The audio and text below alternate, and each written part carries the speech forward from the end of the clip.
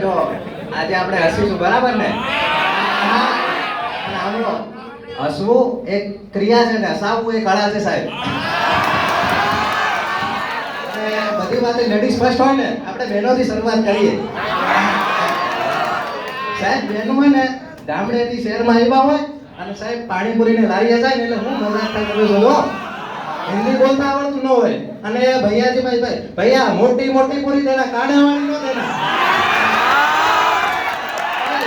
पानी पूरी बड़ा बड़ता है मीठा पानी खाटा पानी बे में डबलना थोड़ा सनिया थोड़ा વધારે ડાલना હો ભૈયાજી. પાછા બીજા ઉપાડ કરે ભૈયા દૂધ વાળા ને જઈને ઉપાડ કરે ભૈયા તો મોડે આવતો ને તો માર ધણી ધાકતા હે ओ कामे थी आता है सीधा दूध मांगता है दूध नहीं होता ना थाली में सीधा घा करता है.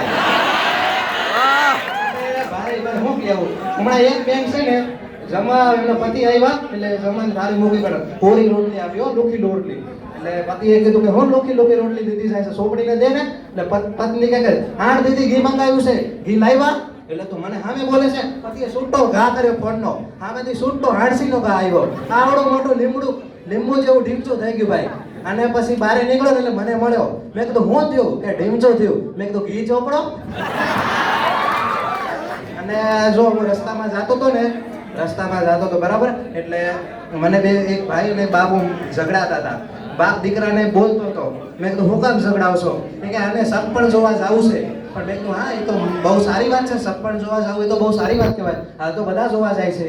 મેં કીધું પણ એમાં શું વાંધો છે એટલે ભાઈ કહે કે આ તોતડીઓ છે તોતડું બોલે છે.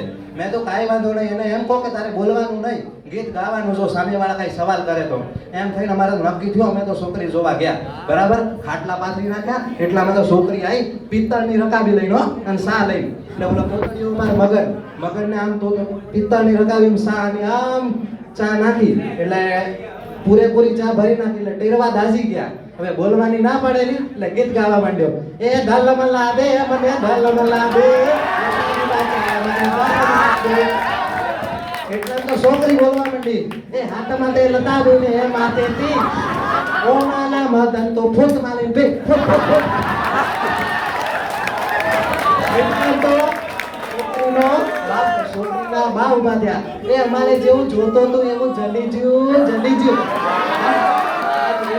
તો પેલી છોકરાનો બાપો બધો ફટાકલા ફોડો સાહેબ મોબાઈલમાં વોટ્સઅપ આવે સાહેબ મોબાઈલમાં આવે વોટ્સઅપ ને એવું સેમ છોકરાને પહેરવાનું ડાયપર બેમાં 10 મિનિટે જો પડે કાંઈ આવ્યો સાહેબ હમણાં રાજકોટના બસ સ્ટેન્ડે હું ઊભો હતો બરાબર સૌરાષ્ટ્રવાળા સાહેબ બે ભાઈઓ વાત કરતા હતા કે તમારે કયા નંબરની બસમાં જવું કે મારે 4 નંબરની બસમાં જવું. પેલો ભાઈ કે તારે કયા નંબરની બસમાં જવું મેં કે 8 નંબરની બસમાં. એટલામાં 48 નંબરની બસ આવી બે કે ચડી ગયા બુદ્ધિ વગરના બોલો સાહેબ. આજે કાલુપુરનો જૂનો રેલવે આપણે બસ સ્ટેશન કાલુપુર અમદાવાદનું જૂનું બસ સ્ટેશન ને અવાજ સાંભળ્યો અમદાવાદથી રાજકોટ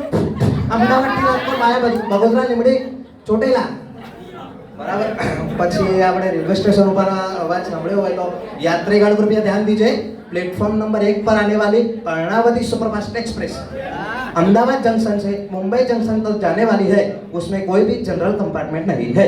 અને સાહેબ તમે એરપોર્ટ પર જો ને એટલે એવો મીઠો બોલે કે યાર હોસ્ટેસો એટલે તમાર તો ડાયાબિટીસ થઈ જાય.